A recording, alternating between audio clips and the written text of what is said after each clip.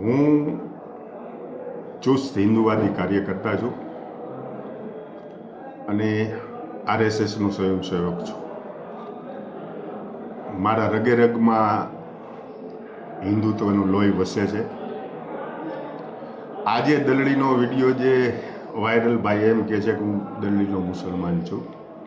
20-25 વર્ષ પહેલાં એક દલડીમાં બનાવ બનેલો હતો કે વાઘાભાઈ કરીને જે માલધારી છે એની 20થી 30 વિધર્મીઓએ ગાયોની હત્યા કરી નાખેલ હતી. એ બાબતમાં અમે પછી આખી ટીમ ત્યાં દલડી ગયા હતા. એ દલડી જઈ અને અમે હંગામો કર્યો હતો કે આ જે પણ વિધર્મીઓએ જે ગાય માતાઓની હત્યા કરી છે એના ઉપર કાયદેસર રીતે કાર્યવાહી થવી જોઈએ. એમાં અમારી એ ટીમમાં એ વખતે અમરસિંહભાઈ મઢવી હતા, મોનાભાઈ માલધારી હતા, ગૌતમભાઈ ખાંડેકા હતા અને બીજા ઘણા બધા અન્ય લોકો હતા. ત્યારે એ દલડીના જે વિધર્મી લોકો હતા એ લોકો પણ આમાં સંડોવાયેલા હતા. એટલે દલડીની વાત કરી તો દલડીના મુસ્લિમ સમાજ કોઈ દી ભાજપને મત આપે નહીં. અને 25 વર્ષનું જે એની મતદાર યાદી છે દલડીની એ પણ આપ જોઈ લ્યો કે ભારતીય જનતા પાર્ટીને મત આ દલડીમાંથી કેટલા મળ્યા છે. બીજું વાત એ છે કે હું 2002થી મારા પત્ની લડતા હતા ધારાસભ્ય તરીકે, હું પણ લડ્યો છું. અને હરેક વખતે મેં ગામડામાં સભામાં મેં એમ કીધેલું છે કે મને વિધર્મીઓ મત આપી મારી મતપેટીને તમે બગાડતા નહીં, અભડાવતા નહીં મતપેટીને. આવું મેં વારંવાર મારી સભામાં કીધેલું છે. અને આજ પણ હજી હું કહું છું કે મારે તમારા મત જોતા 2.25 લાખ મતદારો આ વિધાનસભા વિસ્તારમાં હિન્દુ સમાજના છે. હિન્દુ સમાજે મને ઘણો બધો પ્રેમ આપ્યો છે અને મારા ઉપર વિશ્વાસ રાખ્યો છે અને હિન્દુ સમાજ સતત મારી સાથે રહેલો છો. એટલે મારે આટલા બધા જો હિન્દુ સમાજના મત હોય તો બીજા લોકો પાસે મારે મત માગવાની જરૂર નથી. અને ખોટી મતપેટી શું કામ અભડાવીએ જોઈએ?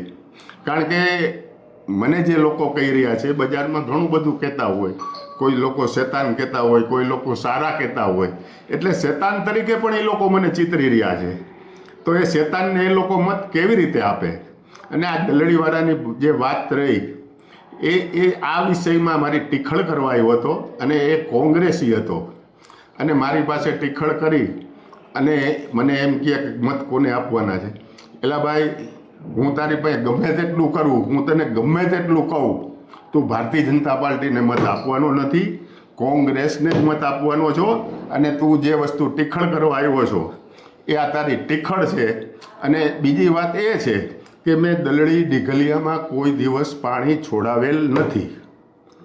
આવી જ રીતે હું રાત્રે 1 વાગે કુવાડવાથી આવતો હતો અને કલાવડી પાસે એક હોટલ છે. એ હોટલે હું ચા પાણી પીવા ઉતરો એટલે ત્યાં ઘણા બધા લોકો હતા. અપક્ષ ઉમેદવાર હતા, ભારતીય જનતા પાર્ટીના ઉમેદવાર હતા, આમ આદમી પાર્ટીના ઉમેદવાર હતા. એટલે એ લોકોએ બધા એમ કીધું કે આવો નાસ્તો કરવા. એટલે હું બેઠો.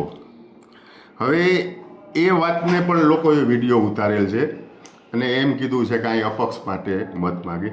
એટલે ભાઈ, ભારતીય જનતા પાર્ટીના ઉમેદવાર છે, આમ આદમી પાર્ટીના ઉમેદવાર છે, અપક્ષ ઉમેદવાર છે અને બધાના કાર્યકર્તા છે.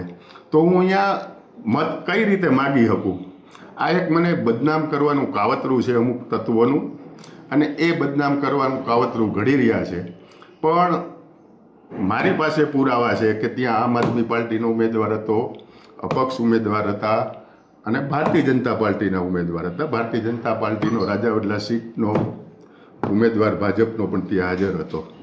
એટલે આ લોકો જે બદનામ કરે છે અને હું વારંવાર હજી પણ હું કહું છું કે 2027માં ચૂંટણી લડવાનો છું.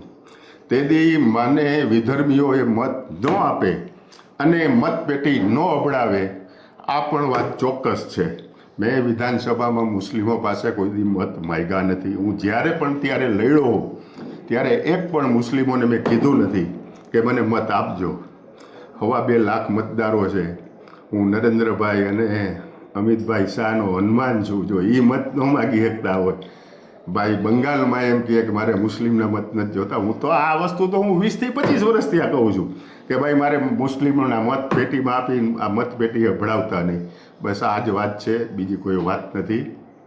આ વિડીયો બનાવવા માટે થઈને જે વ્યક્તિ તમારી પાસે આવ્યો અને ત્યાર પછી જેણે આ વાયરલ કરવાનું કૃત્ય કર્યું એના વિરુદ્ધ કોઈ કાર્યવાહી કરવાનું તમે વિચારી રહ્યા છો ખરા, કે જાણી જોઈને તમારી છબી બગાડવા માટેનો પ્રયત્ન થયો છે? એટલે એ કોંગ્રેસનો માણસ હતો. એ કોંગ્રેસના માણસની પાછળ કોઈ પણ મારા વિરોધી તત્વો હોઈ શકે છે. અને હમણાં જ મેં વકીલ પાસે સલાહ માગી છે કે આના ઉપર શું થાય. એટલે એને સામાન્ય તો એ રીતે કીધું છે કે પોલીસ સ્ટેશનમાં ફરિયાદ ન થાય, કોર્ટમાં થાય. હું વકીલ પાસે સંપૂર્ણ રીતે જાણકારી કરી અને આની પાછળ આ ભાઈ અને એની પાછળ ક્યાં ક્યાં તત્વો સંડોવાયેલા છે એને હું 100% ખુલ્લા કરીશ. બાકી હું હિન્દુ છું, હિન્દુ રહેવાનો, હિન્દુ પાસે જ મત માગવાનો છું, એ વાત ચોક્કસ છે.